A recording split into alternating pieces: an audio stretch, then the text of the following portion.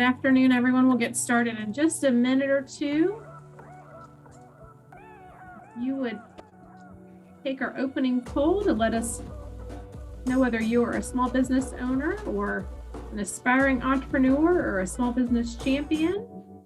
And then in the chat, if you would like, we'd love to know what your name is, your business name, and where you're joining us from today. You can also, that's a great place also to add questions for our presenter today. All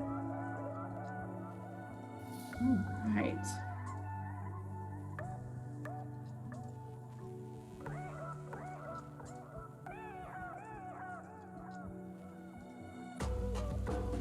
Okay. It is 2 o'clock, so we are going to go ahead and get started. Thank you all so much for joining us for our Understanding Intellectual Property in the Patent Process virtual workshop. For those of you that are just joining us, if you would take a minute to take our poll, that would be great. And if you'd like to add your name and your business name and where you're joining us from in the chat, that would be awesome as well. Okay. As we're getting started, I have just a few housekeeping things. We are recording today's session. If you would please keep your microphone muted unless you are asking a question. And you can also ask questions in the chat menu, the Zoom menu down at the bottom. You'll see a chat box that looks like a little conversation piece, and you can add information to the chat there. You can also ask questions. And if you don't want me to call on you, if you want to direct message me, you can send those to me there. And you can also raise your hand. And if Tim is saying something super exciting that you're all fired up about, or you have a question or want to engage with us that way, you can also use the reactions. And now I'd like to introduce myself. My name is Heather Fay, and I'm the Regional Program Director and Botetied Advisor for the Roanoke Regional Small Business Development Center. We are a small and mighty team that serves the small businesses of our region. We offer confidential advising, education, workshops, events, and online resources to help you and your business thrive. We invite you to reach out to us to start a relationship with an advisor and start taking your business to the next level. I encourage you to visit our brand new website that is shown on the screen here today. It is chock full of goodness for those midnight, oh my gosh moments. What do I need? That you can find articles, worksheets, on-demand classes. And if you're new to the SBDC, you can use our advisor match to get connected to the best advisor for you. And I'll post that link in the chat in just a minute. All right, let's get started. So also our partners, we want to just give a thank you to those that fund us. We are funded through a cooperative agreement through the U.S. Small Business Administration. We're supported by the Americas SBDC, George Mason University, the Virginia SBDC, the Mason Enterprise Center, and Pandemic Capacity Building Grant has been provided by Go Virginia. Other funding has been provided by local administrations, economic development administrations, offices, businesses, and others that are small champions in your corner. Thank you to our host, the Roanoke Regional Chamber of Commerce, for providing space and support for our work. The Roanoke Regional SBDC currently serves the Roanoke Valley, Franklin County, Allegheny Highlands, and the New River Valley. Whoops. To go forward here, I apologize. The Virginia SBDC is an organization of 27 small business development centers across the state of Virginia. So if you are joining us from another part of Virginia that is not in the area that we serve, you'll see these triangles across the map that designate where other SBDCs are located near your business. Our workshop partner today is Woods Rogers. And we are so thankful for their ongoing support and collaboration today and around the year to be able to provide support to you and your business and our workshop today. All right, let me get Tim's bio pulled up here. Bear with me for just a second.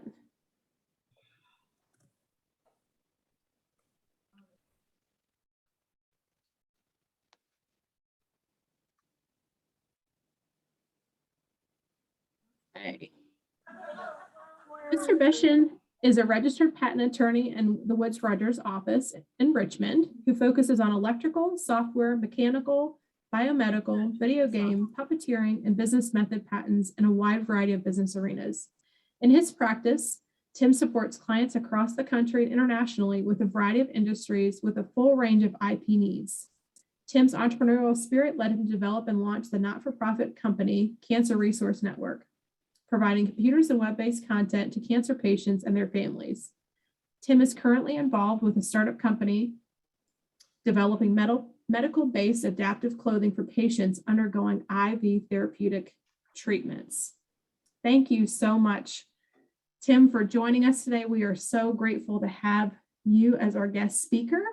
And I am going to stop sharing these slides and pull your slide deck up and end our pulse. Looks like we've got a lot of small business owners joining us today.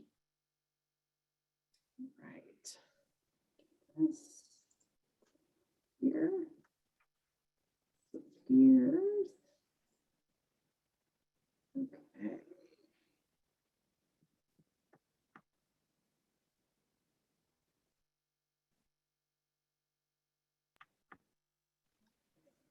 So can you see my slides? Can you see my Yes, screen? I can. Say? Okay, super. All right. I will turn the conversation over to you. Okay, well, great. I say hold the applause until you hear what I have to say, and then somebody can wake you up. I'm going to talk about basically the intellectual property. And I know in August there is a presentation on trademarks. So the idea is I'll cover trademarks, but I was going to focus more on the patent side. This is one of those that this could be over in 10 minutes, or I could run out of time at 45 and gotten halfway through stuff. At the same point in time, I am, if you have questions or if there's things you want me to expand upon, feel free to interrupt. And the other thing is that I'm going to try to avoid just reading the slides. It's real. The slides are meant to be bullet points for in 2 weeks or 2 months. If somebody brings something up, I thought somebody mentioned that, it sort of gives you the context to go back and find it. So with my background, I'm electrical computer engineering, worked as been a patent attorney going on 22, 23 years now. And so I also do a lot of trademark work. So we see a lot of the needs and the evolution of intellectual property for startup companies. A lot of my clients are startups. I've started a few of my own companies too, so I can understand and try to work with. And one of the things we'll go over is the process of, why are we getting the intellectual property? The now what phrase, and starting with the end in mind of why we would want to go down this road of spending the fees and the time to acquire these assets. So I guess I'm legally required by my marketing department to mention about Woods Rogers. I don't know if they're on, so I can there's a slide on, you can see. We are sixth largest firm in Virginia, offices all across the state. I joined Woods Rogers about 6 months ago. I had my own practice for about 8 years while I was focused on one of my startup companies. I came from another Virginia firm. Before that, I practiced up in New York City, and I was spending all of my time in Alexandria at the patent office. So it didn't make a lot of sense to pay to live in New York while I was actually living out of the Embassy Suites on King Street, across from King Street Station. So we ended up moving down to Richmond. My wife is actually was born in Charlottesville, went to James Madison, and Richmond is just we fell in love with Richmond, and we've been here for about 10 plus years. So so I guess we probably go to slide 5. Yeah, the 5th slide, sort of what is intellectual property. So I'm going to try to, okay. So the idea of quantifying intellectual property, and they really fall into 4 categories, but the general idea is intellectual property is anything that can give you a competitive advantage. That's sort of the broadest answer possible. We have the list: names, logos, processes, inventions, formulas. Intellectual property tends to be anything that's outside of the realm of a physical device, or something that can give you a competitive advantage to your company. It can be as simple as trade secrets of knowing the right vendors to work with on processes, or customer lists, or in years past, like Rolodexes have been deemed trade secrets of knowing who to talk to. So there's a lot of things that are intellectual property, but what we can focus on are what are things that we can acquire for protecting the intellectual property. I would go to the next slide. And so we really have 4 defined categories: patents, trademarks or service marks, copyrights, and trade secrets. And for this talk, I'll focus primarily on patents, but we will cover trademarks, service marks, and trade secrets. Trade secrets is something to be extremely aware of. One of the key takeaways, more than anything, is from a business perspective, whether you're an established business or an emerging company, is just as important as protecting your intellectual property is going through the process of determining what intellectual property you have in the first place. We represent a lot of investors who come into companies, and we're asked to kind of say, oh, they haven't done anything, let's solve these. I mean, imagine if you already had a schedule of here's our intellectual property, we've got these, we consider these trade secrets, we've got a couple of logos we think to, so part of this can be a recognition for developing a game plan as you develop your company. So yeah, we talk about the patents, trademarks, copyrights, trade secrets, and the 5th category, and this is more general, is prospective rights, and those would fall into the idea of a joint venture, or if you're working with a contractor, an independent contractor, you're hiring somebody to do a project for you. Are they acquiring? Are they creating content for you? Who owns that content? Those are things to think about when you talk about intellectual property, and is it really an asset of the company, and can you capture it? So I think we'll go to the next slide where we're going to dig into patents. Do we have a question? Yeah, we do have a question from Jerry. He has asked, how can I protect the patent I have? So tell you what, that question is, I don't have enough context from the question, and we'll go through the next few slides, and then maybe based on what I talk about, maybe follow up a little more detail, because protecting a patent, if you already have a patent, the way to protect it is to pay the maintenance fees or to go out and enforce it. But if you're talking about you've got a new idea and you haven't filed a patent, we're going to go over one of the ways in which you can acquire patent protection. So not trying to dodge the question like an attorney, just I don't have enough context to give a good answer. So maybe if I go through these slides, we'll have a little more context. So it's important to understand that patents are at their core a quid pro quo. It is a give and take with the government. You disclose technology to the government, and then in return, they'll give you a limited monopoly. The idea is that it's a Jeffersonian institution meant to grow the knowledge of the public. So that one of the requirements is that you have to disclose your technology with a level of detail that somebody can read the patent and recreate your technology. The trade-off of that is that then you get the right to exclude others for the period of the patent, but when the period of the patent expires, it's in the public domain. And if you haven't described it enough for the public to use it, the public didn't get their end of the bargain. A perfect example from today's technology is blockchain. That was, that's been a buzzword for many years. Blockchain, the original blockchain patent was granted on April 26, 1976. I know that date because it's my wife's birthday. So blockchain technology has been in the public domain since the 1990s. But people don't realize that. But if you went back to the patent office, you could read the blockchain patent and understand how blockchain technology works. So a patent is a quid pro quo that we have to describe your technology. you get a monopoly, and then when the monopoly's over, the government, the public gets to use the disclosure.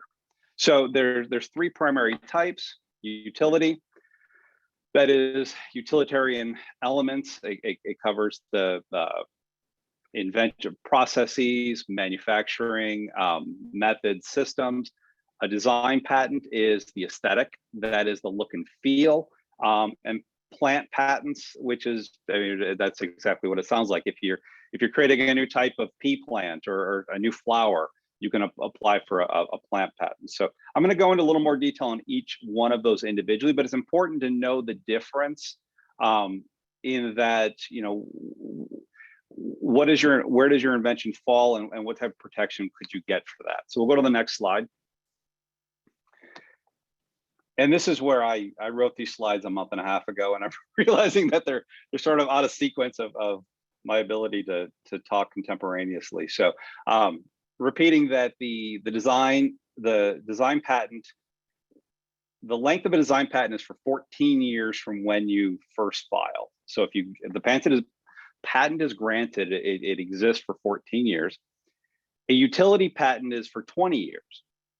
So that's the trade-off. And for utility patent, you have to pay maintenance fees throughout the process. So at the 3.5 year, 7.5 year, and 12-year mark, you have to pay maintenance fees to keep it alive. It gives you the right to exclude. This is a very important point. One of the things that a lot of people, I think, fail to appreciate is that a patent is a prospective right that you have to enforce in the marketplace. And I'll go into detail later, but sometimes it helps to think of a patent like a deed on a piece of property, where a deed is to physical property, a patent is to the intellectual property. So the same analogy would apply. Just because you own a piece of land, points A, B, C, and D, anybody can walk across that land, and you have to then post no trespassing signs and put up a fence. And so even if you get a patent, you have to go out, you have the right to exclude other people. So you can go out and stop people from competing, from copying your invention. The other way around of monetizing is a licensing, where you can license the technology to somebody else. So there are ways to get revenue off the patents. And I will go into more detail that we see patents used both in an offensive and a defensive point of view, which can go into how does that play into your business plan and part of the process of why are you acquiring a patent. So let's go to the next slide. So we talk about a utility patent. This is the most common patent. This is when people talk about a patent, this is 9 times out of 10 or 99 out of 100 times, this is what they're referring to. This is when people think of a patent, it's the utilitarian feature. This is, and I'm not sure if you can see the image on the side, that is a patent we acquired for a company called Evoke Neuroscience. They're just south of here in North Carolina. So we got a utility patent, and it's part of their, and this patent actually covers both a method and a system of their basically a brain mapping device. When you prepare and file, it goes through a formal examination, which I'll go into a little more detail, but you go through a prosecution phase, you go through the back and forth with the patent office, and at the end of the day, if we're successful, we get an issued patent. By contrast, so go to the next slide. By contrast, design patent is the look and feel. And what's interesting to note is the image on this is the design patent of the actual headset that is covered by the utility patent from the previous slide. So as their technology evolved, they created this innovative headgear, and we got a design patent on the headgear and a utility patent on the function of the system and how it all works. Design patents are the easiest to acquire. They are, it really comes down to look and feel. It is the pictures. They compared what do the pictures look like? Think of Oakley sunglasses. Think of Coca-Cola bottles. Does the image have enough of a uniqueness to it to have a unique aesthetic to warrant patent protection? And in many situations, there's a great correlation between trade dress, which I'll touch on briefly, with design patents, but they very much mirror each other. But trade dress is just much harder to acquire from a protection point of view. So it's just something to keep in mind. But if you are developing a product that has a unique look to it, a design patent is something to consider. The one caveat, and this isn't on the slide, is design patent protection cannot include utilitarian features. So that's where things might have a neat design, but if the neat design is utilitarian, then, and it's a fine line. And so we often have to work with clients to understand where the line is. But at least something to keep in mind, that if you have a unique design, that to consider design patents. And this is on one of the earlier slides when I talked about working with or prospective rights. Consider the scenario: if you hired a design company to make that headgear, you want that contract to say that you as the company own that design, because you don't want to have this innovative design and then the company you paid $30,000-$40,000 to make this design say, well, we actually own that. So keeping in mind intellectual property issues when you're going through all the steps of the business and working with third parties to hire them to do design or any functions that they might do. Let's move to the next slide.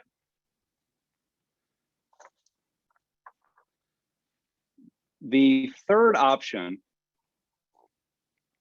and for a lot of companies, this becomes the default.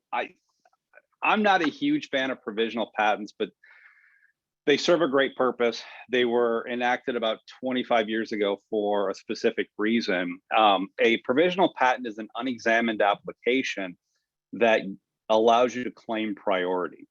This is important because when they examine your patent, they're going to compare it to what else has been done in the public domain. The date of which they draw the line of where things count is what's called your priority date, which is the day you file it. About 7 years ago, the US went to a first to file system, which means that it is literally a race to the patent office. If there are two companies that are inventing the exact same thing, and you file on Monday and they file on Tuesday, you win. That's a change in the rules. So if it's a situation where somebody's coming up with something similar, a provisional patent is an easy way for you to get your priority claim. The other options for a provisional patent are, and this happens more than I like to admit, I guess not now, sort of, in the COVID era, but clients would call to explain, hey, we're going to a trade show next Tuesday and we're going to show our new product. We're going to be putting it on display. We should probably file a patent on it. That's where we slap a provisional in place. We get some protection, or we're meeting with an investor next week, or we're meeting with a potential business partner. Okay, let's get a provisional in place. Let's get some level of protection, and versus a provisional buys you have to convert it within 1 year to the utility patent, which was 2 slides earlier, which is the normal patent application. So you get 1 year in which you can then, you have a patent pending status. You can go around and disclose it to other people because you're already at the patent office. I wouldn't say, shout it from the rooftops, but nobody can beat you to the patent office now if you properly filed the provisional. And then you get 1 year to decide, hey, do we want to file a regular patent application? So understanding that provisionals and utilities play well together. There's no provisional in the design space. To confuse you, I put the design patent slide between the utility and the provisional without thinking. But so there's not a design patent, but the provisional, and this is where sometimes people can get it wrong. This is a very important point. Just because it's an unexamined document doesn't mean that you get to skip the legal requirements or short the details. You have to meet the legal requirements of disclosing what is the invention. And this goes back to what I talked about earlier, which is the quid pro quo of disclosing with enough detail on how to make the invention. Because if you don't put enough detail in, then you technically haven't created the priority claim. So we've been brought in with cases where people have filed a one-page quick write-up. We've had to explain to them, this won't work. So how do we fix this? So we often recommend to clients to at least check with the patent attorney for a provisional to at least make sure you've met those legal requirements. So I am going nice and slow. So let's move to the next slide.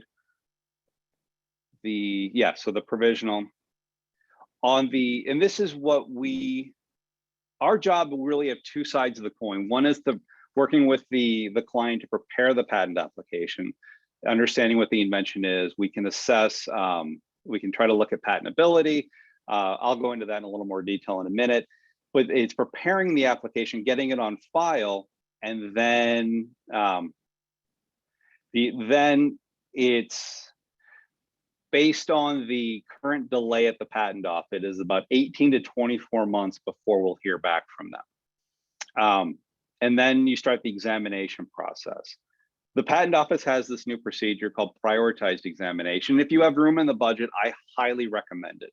It is where the general rule for the patent office is if you pay them more money, you can do whatever you want. I mean, within reason. But the prioritized examination for a small entity is an extra $2,000, $2,100.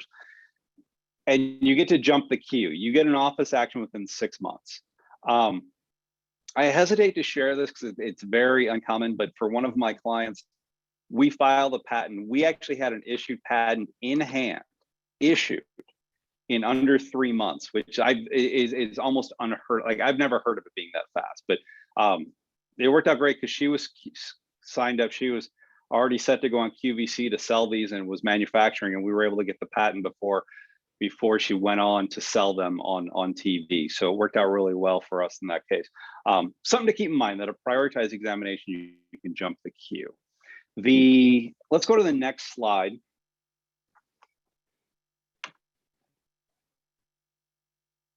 And this is where, this is sort of like you get to impress people at dinner parties. And if you're having this conversation at dinner parties, you probably need to find a better dinner party. But in a patent, what's really important, I mean, the pictures are nice and they're pretty, but what's important in a patent are the claims. That's the last page. So if you ever hand a patent to a patent attorney, the first thing they'll do is flip to the last page and read the claims.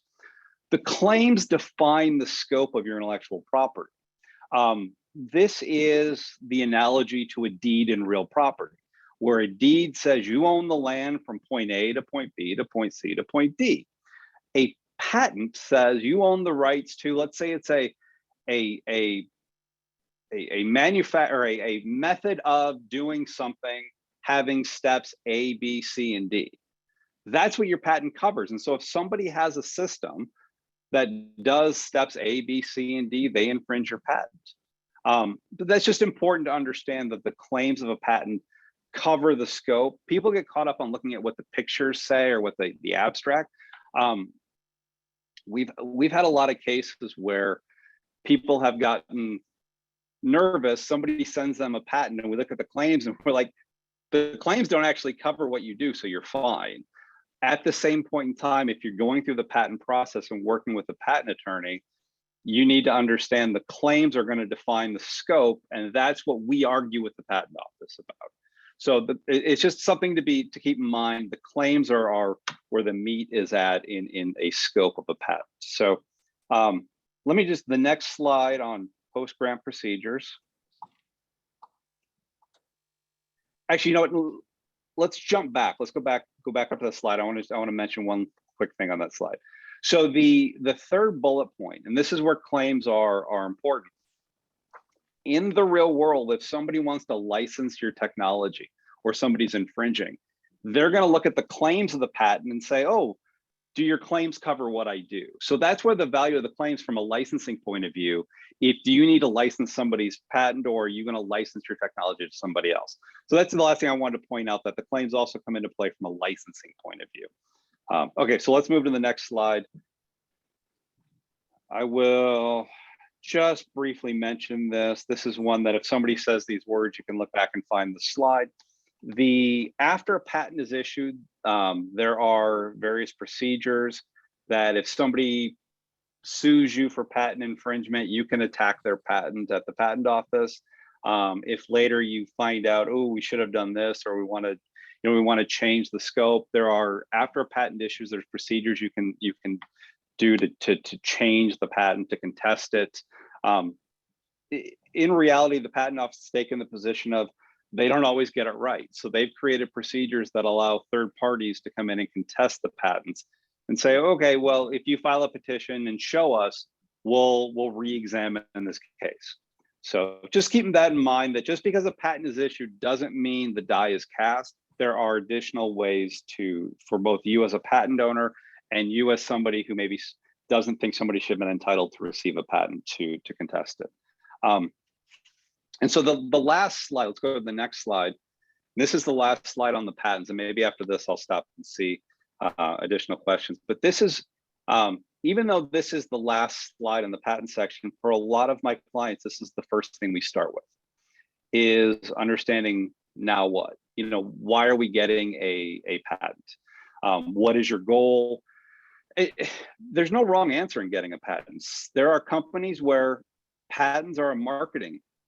They like it being patent pending. They think patents are. There's companies where patents are an employee retention tool, that they reward innovation with employees by giving them patents. Patents can be offensive or defensive. I've got clients that they have patents solely in case somebody else sues them, and they've got a seat at the table. We call it, sort of the mutually assured destruction. If you sue me, then I'll sue you, and why don't we just cross license and we all go along our merry way?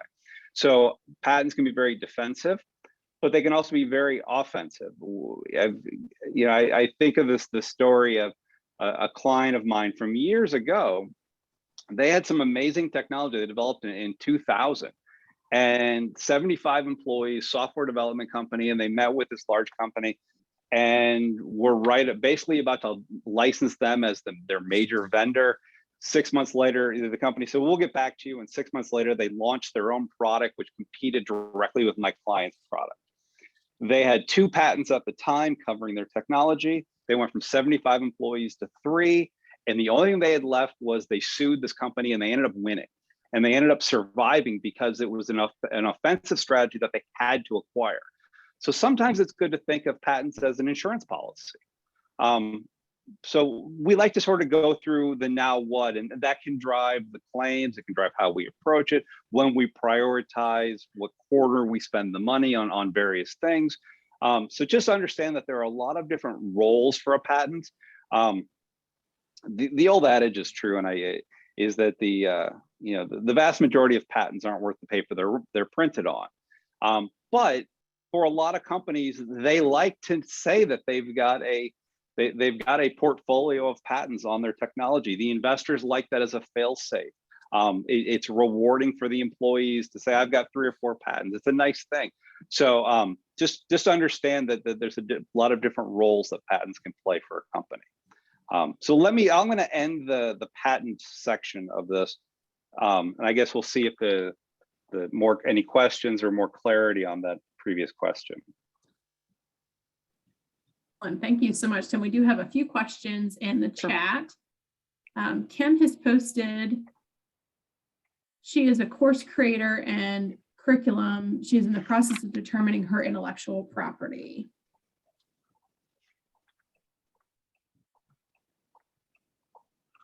So in that, and we'll probably cover that in the later slides, that is going to sound more in the area of copyright and maybe some trademarks as to branding that associates with the name. But your content is going to sound, the patents are more physical items, manufacturing items. Creating content tends to get more on the copyright side of things, unless you have, say you're creating content and you've got this software package that has some interactive feature that's a new way for people to learn. So there might be some patentability on the innovation, But if you're creating content, when we hear content, we tend to think more on the copyright side and from a trademark, from a branding side.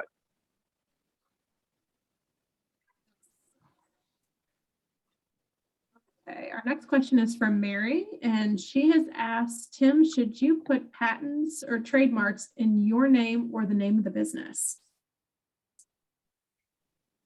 In if I, meaning that I don't understand the question. You wouldn't put those in the names of the business. You may want to get a trademark on the corporate name, and that's what I'll talk about in the next section. From a branding perspective, you may trademark the company name, but you wouldn't put the words patent or the word trademark in your name unless you were a trademark clearinghouse or a trademark search agent or something. So it's but you can brand the name of your company, if I'm understanding the question. Super. Next question is from Cristallo. They ask, several business counselors have advised them to apply for a patent because their designs are unique. If I obtain a design patent, what happens when my competitors steal my business concept? Should I sue them and spend money for lawyers and courts? How do we know that my competitors have stolen my business idea? So a design patent is going to cover the aesthetic, the look and the feel of something.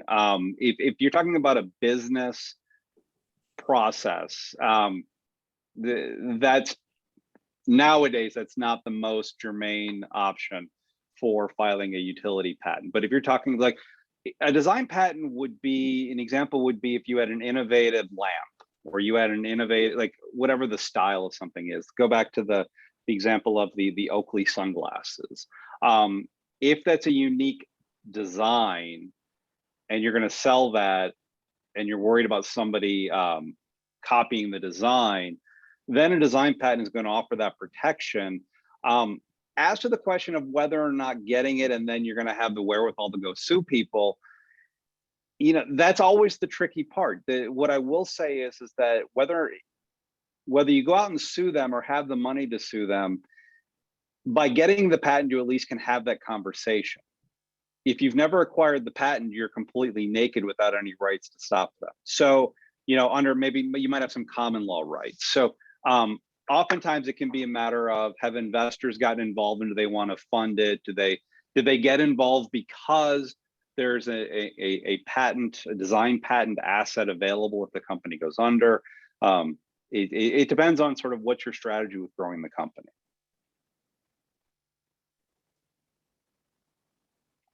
Thank you so much, Tim.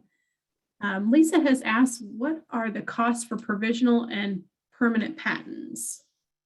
So the costs always vary. Like being a lawyer, I'm legally required to say it depends, but the costs always vary based on the complexity of the technology.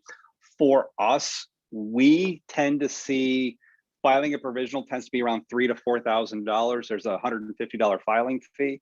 For preparing and filing utility of medium complexity, you're going to be talking about $10,000 to $12,000 to $15,000 in legal fees, and that's to get it on file. Then there's the back and forth with the trademark office.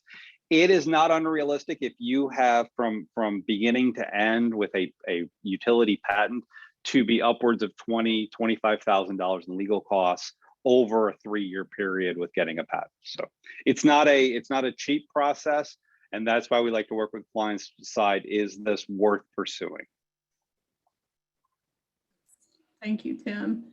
Another question is, Jerry has asked, what can I do if someone has infringed on my utility patent?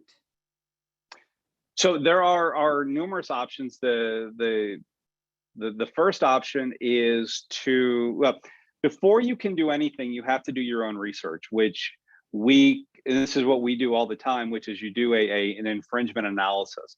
We call it a claim chart. It is, you make a chart, you have 2 columns. On one column, you have your claims, and in the other column, you have their products. And if you can map claim element A to their product, element B to their product, element C to their product, then you've got infringement. if you find there's infringement, one of the things you can do is you can write them a cease and desist letter. Depending on how they respond, you may end up having to sue them. If they're importing it from out of the country, a patent is the right to exclude others from. Do your homework, okay? Oh, okay. Is the right to exclude others from making, using, selling, or importing. And this is an important thing to keep, if you have the resources, is that you can actually file a petition with the ITC, the International Trade Commission, to stop the importation of an infringing device.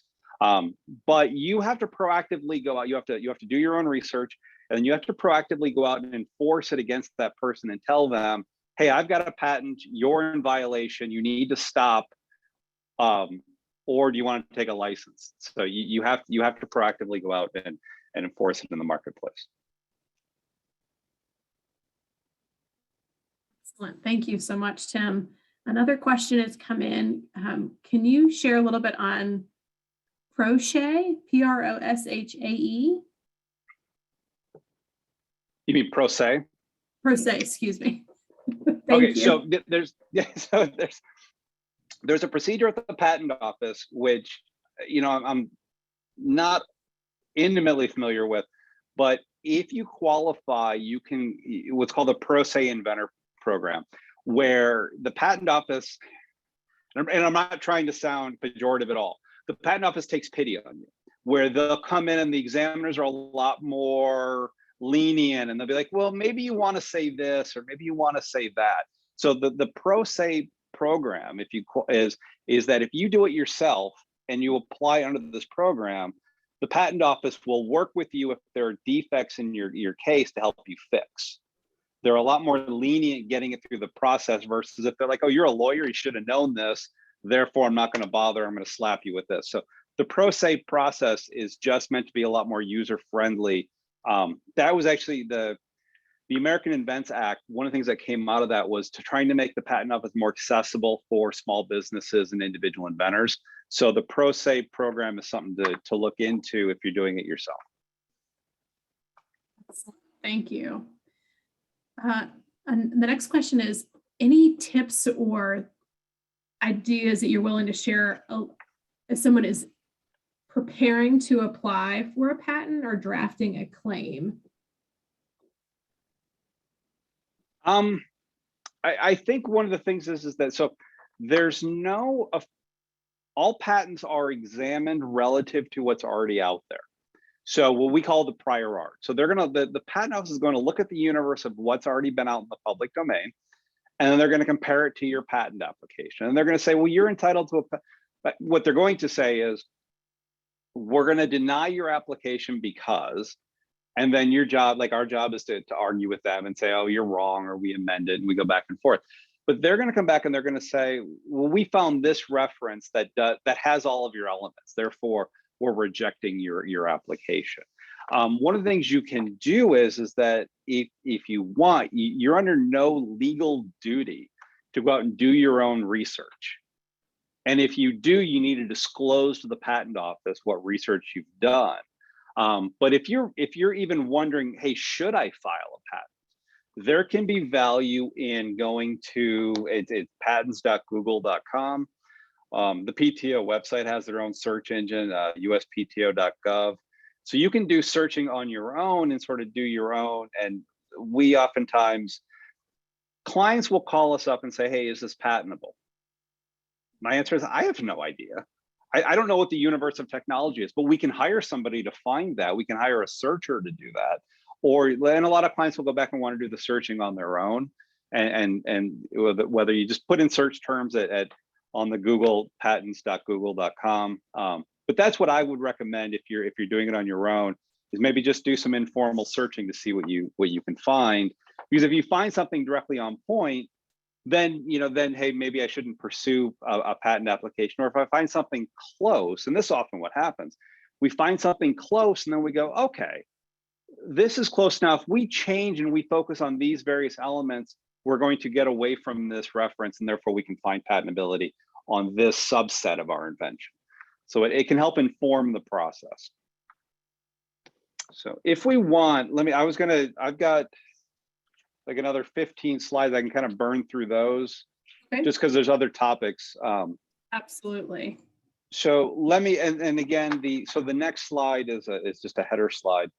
You just move it, yeah. So, and again, I think it's in August, partner of mine, Mike Hertz, who's in the Roanoke office, is going to be presenting on trademarks. Or knowing Mike, I'll be presenting again on trademark. I shouldn't say that. So this is important for a lot of any company with a name. You already have a trademark. From a protection point of view, the question is that do you want to go out and acquire a federal registration to protect you? Where patents are for the government to give you a monopoly, trademarks are predicated on the idea that the trademark office is to protect consumers.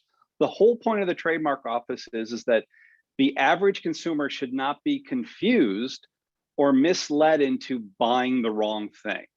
So a trademark is a source identifier meant to protect the public through the U.S. Trademark Office. So you think of the golden arches, the McDonald's. The idea is that if you see the golden arches, that shouldn't be somebody selling, substandard food. You know what it's going to taste like. So it's meant to protect the public. And I'll just sort of breeze through these, but trademarks are going to cover names, logos, slogans, colors, sounds, even fragrances. I mean, it goes so far as I think the Corning pink insulation, Nike, or not Nike, the John Deere green. There's even a registration on the Harley motor or Harley Davidson sound from the tailpipe. So anything that associates you or your product with the consumer is subject to trademark protection. And so if you go through the process and acquire a trademark, you can put the circle R. You can always put a TM. If you're using it as an identifier, I would always recommend putting the TM on there. There are requirements for whether you can get a trademark. And so they're going to examine the trademark. So just because you're using it as a name doesn't mean you're automatically going to get the right to use it. Tell you what, let's go to the next slide real quick. Trademark rights are all predicated on use. You can file an intent to use, meaning like I'm going to use this, I want to preserve my rights, but everything is about use. And so you once your rights kick in is when you actually start using it in commercial interstate commerce is the real term.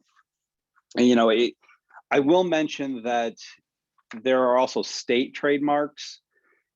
In my 22 years, I've never filed a state trademark. They're more notice provisions. Some people file them, but they're not. You're never going to bet the company on a state trademark. So we always recommend if you're going to go file a federal trademark. So something to think about. Then the next slide is, and this goes to what same with the patent question, and this is much easier on the trademark side. And this slide you may want to sort of, I don't know, put a post-it note or is that there's a certain degree of whether or not something you can get a registration on it. We have clients call us, hey, we're going to launch a product. We're thinking of 3 different names. Can you tell us which one of these is most likely to get through? Or you can go to uspto.gov/trademarks and search. You can actually just type in the search term and you can do your own search. Hey, are other marks coming up? All trademarks are quantified or classified based on classes. So I think a good example would be the trademark Sonic. Sonic is a trademark for the basketball team in Seattle, the drive-in restaurant that my mother-in-law goes to almost every other day, the video game hedgehog. The same word can have multiple meanings based on different classes. So we would always recommend that you can do searching, whether you go to the trademark office website or you go into Google and you just type in the search term. So that's an easy way to clear it. Tell you what, let's pop to the next slide. And so these are the sort of the benefits of registering a trademark. I won't just read the bullet points, but something to keep in mind. So there is benefits. It's also, Actually, so I think the fourth one is actually a really important point, depending on if you sell on Amazon. Because if you have a registered trademark, and we do this for a lot of our clients where we've registered it, we've got the Circle R, and then you can basically protect yourself through the brand, through I think it's the brand registry at Amazon, and then you can prevent people from misusing that term. I've had a handful of clients step in and basically be able to stop other people from trying to illegally build off of their branding through online platforms. So I've had one through the Apple Store and a couple through Amazon. So at least something to think about. Tell you what, so let's sort of trying to stay within time. Let me real quick, tell you if you want to jump, the next slide is talking about copyrights. Oh, I'll tell you what, stop, let's go back real quick, just so you guys know. Filing, you pay per class, it's $250 or $350, depending on the type of application. That's the federal filing fee. Attorney fees vary. We tend to charge $700 or so in attorney fees to get all the paperwork in order. But it's also set up where you can do it yourself if you research how to do it. So just let you know, those are the fees associated with a trademark filing. So Taylor, let's jump to the next slide, and I'll sort of barrel through the last couple slides real quick and then answer any questions. So this is a copyright. I will say, in my career, I typically don't do copyright law. A copyright filing, I think, is $35, $40. You automatically have a copyright the minute you create something. You have to file with the Library of Congress to get a formal protected registration that you can then go out and sue somebody. But unless you're representing sort of a publishing house, or we typically, a lot of our clients will it's easier for them to file their own copyright registrations once they learn how, versus paying us. Our fees end up being 10 times what it costs to actually just file it, to pay the fee. But it's the Library of Congress is the website, the loc.gov, I think. So everything is through the Library of Congress. So, but that slide, it's about original works of authorship. For this audience, the one important point is I would highly recommend you guys either be aware of or contact an attorney, is the work for hire doctrine if you're hiring somebody else to do something. It's misunderstood by many lawyers. It's actually very confusing, and people misuse the term. But if you hire somebody to create something and you call it a work for hire, it may not be a work for hire, and you may need a different type of agreement. So if you are hiring somebody to create content for you, that is an issue I would want to make sure you are correct on, whether you hire a lawyer or research it yourself. But the last bullet point, the work for hire doctrine, is something where that would be a good takeaway from this call, is that you want to make sure if you're hiring somebody to create content, that you own the content when they're done, and you don't just get basically a license from them that they can say, because you want to be able to do whatever you want with it. You want to own it outright. So, so then the last couple slides talking about trade secrets. Trade secrets are, and this is okay, so I guess it was $40. I guess I actually looked that up at some point. Trade secrets, this is sort of everything else falls into the trade secrets. You automatically, if you've kept it confidential, you have a trade secret. The problem is that the old adage of you can't get the toothpaste back in the tube. Once a trade secret is disclosed, it's out there, it's done. So to understand from a business point of view, if something is a trade secret, you better have non-disclosure agreements in place. You better black box things. You better make sure that it isn't left at a Starbucks, that like you have things in place only certain eyes can see, recognizing what is a trade secret. So that goes into the bigger picture of, if you're making a list of what is my company intellectual property, and if I've got things under the trade secret buttons, I better make sure if it's under that heading, I've got things in place to protect it. So, and this is where we put the last point, was that non-disclosure confidentiality agreements. You definitely want to keep record of those. We sort of have a standard one that we provide to our clients, but then always don't hesitate to ask other people to sign NDAs and keep things confidential. So the second to last slide after this one, so non-competition or non-competition confidentiality. Same thing, I just touched on that. So you do want to draft them. There's very specific provisions under Virginia law. These are things that I would hesitate against going to the internet and downloading one and then just using it. There may be value in having an attorney review it. You don't want to turn out that. One of the important things with these agreements is understanding what do you bring to the table and what do they bring to the table, and knowing that before you guys come to the table. Because where these go wrong is that after you've met and talked and kumbaya, then all of a sudden they go, well, this idea is the company's idea. And you're like, wait, we had that 2 months before we met with you. Well, that's where these agreements can be very important to understand. What do you bring? What do they bring? And what are you joining together? So you don't want to, you want to mix and create new, but you still want to retain what you brought to the table. So something to think about. And that actually leads exactly to the last slide, which is joint development agreements. Is from a patent perspective, have you created new content? From a trademark perspective, you have an obligation for your trademark rights to police your marks and to understand the quality. If you get a trademark and then all of a sudden you have hotels and the hotels are now run down, you haven't actually lived up to the name, the quality of the name, that can affect the value of the trademark. We saw that years ago with the sort of the child labor laws with companies using labor overseas for manufacturing and how that affected and was that quality control, and people were contesting trademarks. So just something to keep in mind if you are working with somebody else. One of the provisions you made, if you're putting your name or your marks in play, you want to have provisions that you control the quality of that. So that is the last slide before another disturbing slide of after this one of me and my information. So we've got a few minutes left. I'm happy to take questions. No, good. No, I don't.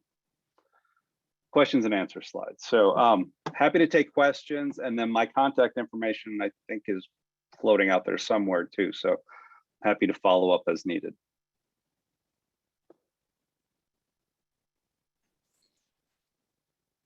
Did everybody fall asleep?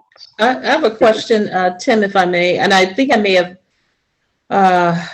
missed the response to this. My video dropped out, but we develop curriculums and also training. For example, developing customer service for a client. Is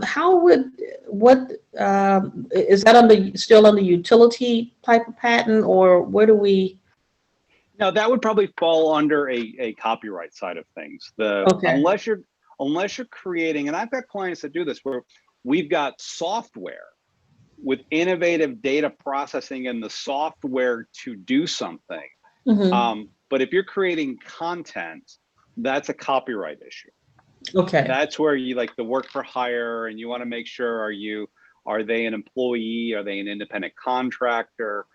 That's going to fall under the copyright side of things. Okay, great. Thank you. Yep.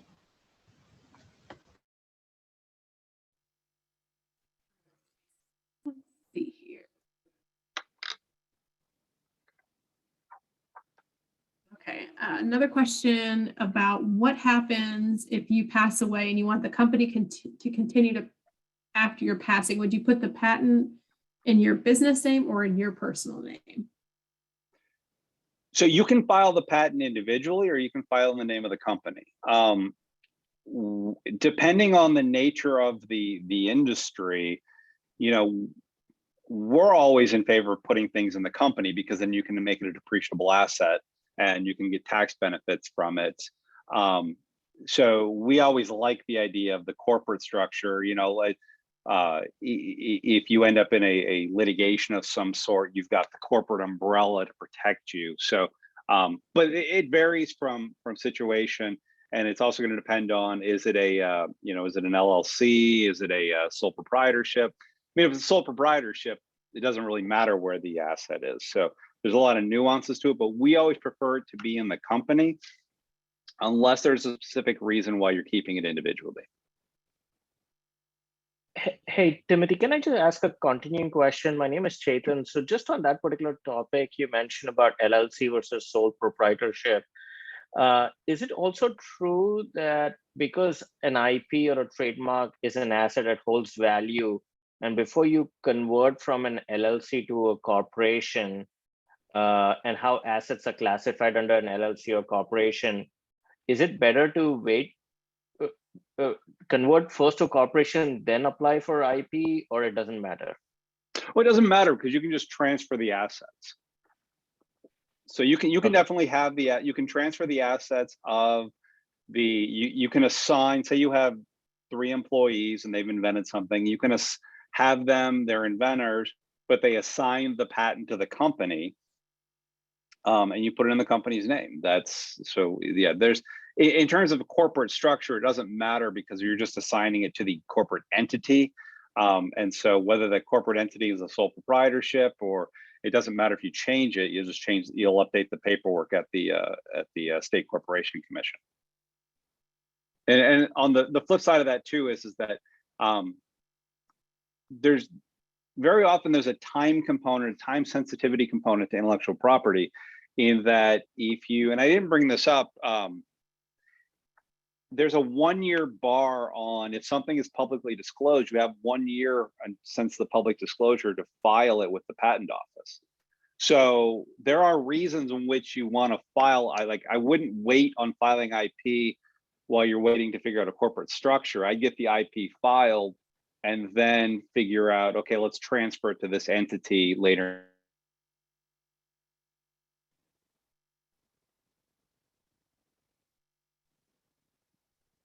Okay. Thank you so much, Tim. We are just a minute past 3, and I want to be respectful of everyone's time. In your time, Tim, I know time is precious to all of us. We just thank you so much for sharing your knowledge and expertise. I do have a couple other questions that we haven't gotten to today. So Tim, if I can share those with you, and then we can circle those back out to folks, if that would be okay. And thank you all so much for joining us this afternoon. We look forward to seeing you at a future presentation. And I will make sure that you all have my contact information as well as Tim's for following up. And we hope everyone has a great rest of your afternoon. Thank you all for being here. Thanks for having me.